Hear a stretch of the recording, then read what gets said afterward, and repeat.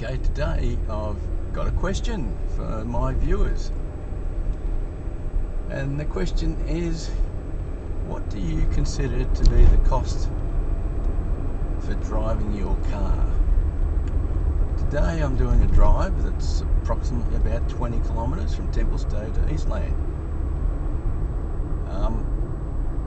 But the one thing I struggle with is I've actually got a car running cost calculator, and I've put in about 10 years of data into it, and it shows me the cost of a car over a 10-year period. This car, which was $35,000 when it was bought, plus all rego, plus all insurance, plus petrol, plus servicing. So every cost that I could actually locate, and I've located most of those costs. There might be a few that I missed out on, maybe a speeding ticket, who knows. So I have a cost, and it's probably about $6,000 to $7,000 a year to own and operate a car. And it sort of doesn't really matter whether you're driving it for 1 year, but of course the real big difference comes in if you turn over your cars on a regular basis and drop the big cost of depreciation every 3 years, then of course that's going to affect it. But overall, I've also got an electric vehicle cost calculator, and amazingly the prices don't seem too much different. So but I'm a little bit concerned, because when we get into the car, so if you have no car, the answer is fairly simple. It costs you nothing to drive a car. You have to take public transport of some form, Uber, taxis, buses, or walk, bike, scooter even. So there's a cost associated with that, and certainly with public transport there's a really big hit of your time associated with that. If you take public transport, generally it'll take you twice as long to go anywhere. So an hour trip, 45 minute trip to the airport using public transport will take you 2 hours to get out there. So there is a cost, and time is a cost. But so that's the first thing, is your time a cost? Do you even consider your time?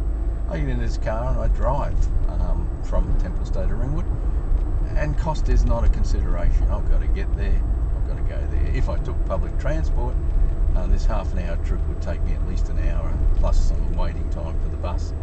So my travel time would double out, and that does concern me, because we like to get there and we like to get home. So let's now focus just on cars.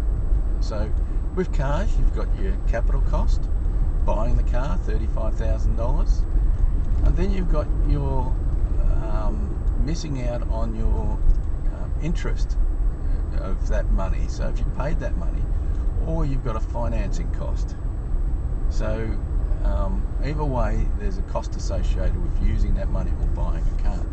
Now, my cost calculator does not take into account that cost.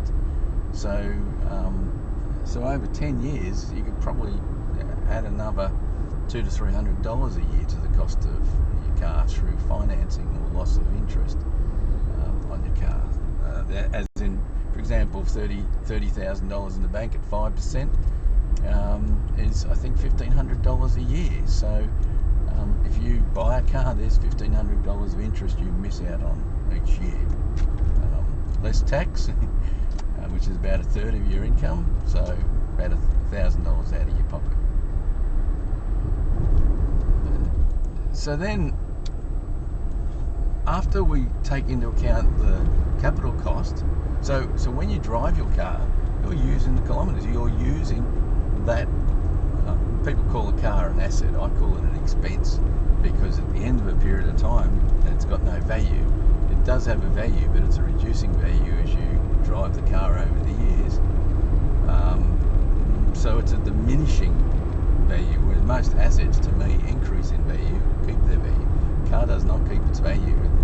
Generally speaking, it drops down and quite considerably in the first year, and then pretty much linearly in the following years. So there is a cost associated with that. So I consider everything about a car to be basically money out the door. So the next part of it is that you've got yearly cost of insurance and registration. Well, whether you use the car or not, you're going to have those costs sitting there. So that's probably for most people around $2,000 a year or more, depending on your insurance costs and how good you are at shopping around. So my costs, given that I'm a pensioner, so I get a pensioner discount on Regio, and my insurance, I really do shop around, and it's a 16-year-old car, probably about $1,400 in total. So there's a cost per year associated with it. Then after that, you've got your maintenance of your car. So servicing once a year, probably allow $500 for that. And then we drop down into other miscellaneous costs, tolls on the road, speeding fines, parking. They're all relatively minor, or may not be minor for you, but certainly was minor for me. So you've got that costs associated with those, and tyres and general repairs. So this car has been very reliable and has not had much repair. It did have the computer replaced at one stage, which I don't think was the actual problem. It was a sensor that was the problem, but that cost me the best part of around $1,500, which was pretty shonky. I won't name the brand of the car or the service of the car, but it's the same as this car. So I wasn't happy with it, but it's done, and money paid, and car was working eventually. So so those costs, though, you can build that in and spread it over the cost. Now the final and probably the largest cost for most people is the cost of petrol, fuel to drive your car.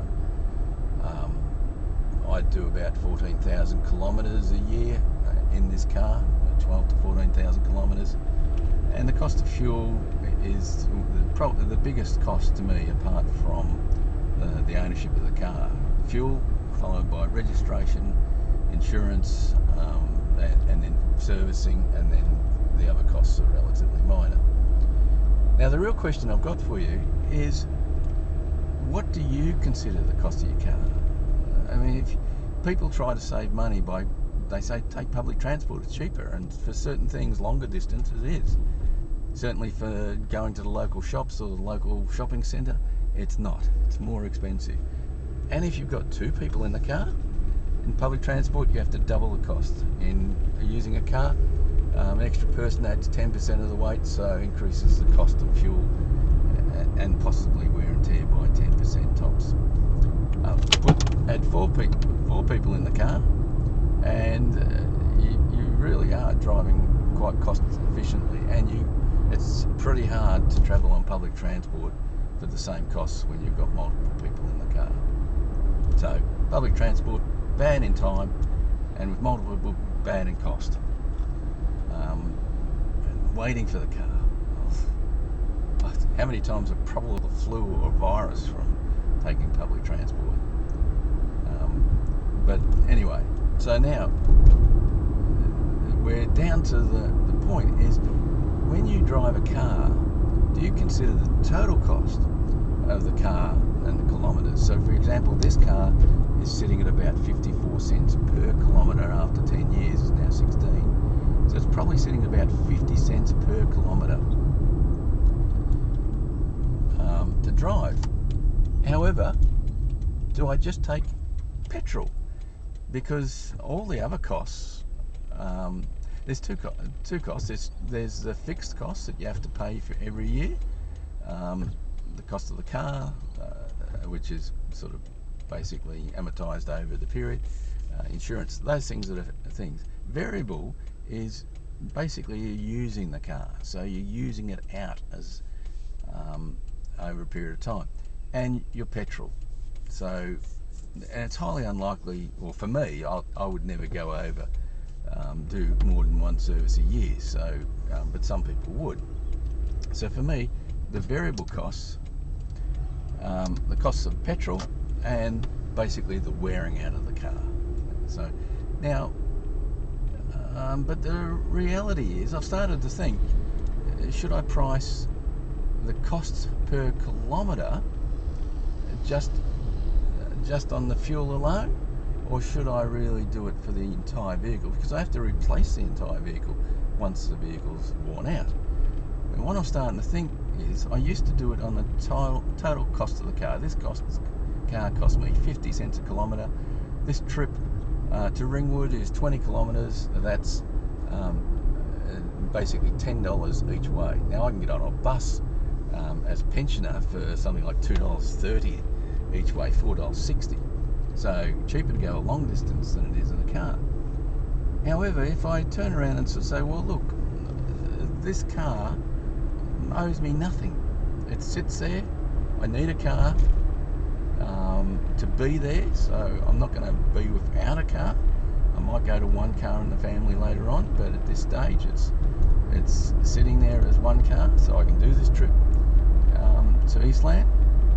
So I need the car sitting there. So there's those costs are there. Insurance, cost of the car, everything. The only cost really is that I use the car, reduce its life by using it, and also the cost of petrol. Now the cost of petrol is probably about 20 cents a kilometre. So if we take 20 cents a kilometre, that makes it $4 each way. Now $4 each way, I'm pensioned at $2.30, $1.70. Half the time to get there. In fact, much less than half the time because of the waiting time. But if you're not a pensioner or on a discount, the cost of the petrol to get to Eastland from Templestowe is less than the cost to have a $5.60 trip. So really, a car, even for this length of trip, is cheaper than public transport. And if there's two of us in there, we're sharing the cost. Much cheaper. So there isn't two, but often I do travel with my wife. So do you consider when you go driving that it's just the cost of the petrol you're using, or do you consider that it's the full cost of the vehicle because you have to replace that vehicle eventually? I'm stuck in both worlds. I sort of look at it. If I didn't have a car, I'd be driving around at 50 cents and a dollar now, or 50 cents per kilometre.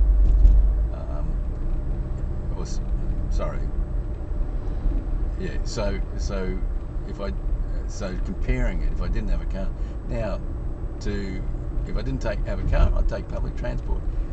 If I took taxis, probably Ubers as well, they end up being about $2 per kilometre. Now it's just roughly speaking, but $2 a kilometre. This trip out here, 20 kilometres, $40, $80 to get to the shopping centre and back. That's ridiculous. But if that's what you have to do, that's what you have to do. And we'll do that at going to the airport on holidays, or travelling between locations when you're on holidays and you don't have a car. It's very expensive to travel from the airport up to your resort or wherever you may be going. But it's a cost you bear and include in the cost of the holiday, because you can't take your car on the aeroplane. So as I said, the question is, what do you consider when you jump into the car, the cost of your car? Or do you not consider it all? So do you consider it to be the full cost per kilometre of the car that it's cost you? In my case, around 50 to 55 cents. Do you consider it just to be the petrol cost, which is about 20 cents?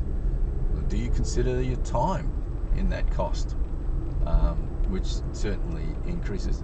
Or do you just say, nah, don't care about the cost, I'll just drive the car? I'm interested in hearing your thoughts.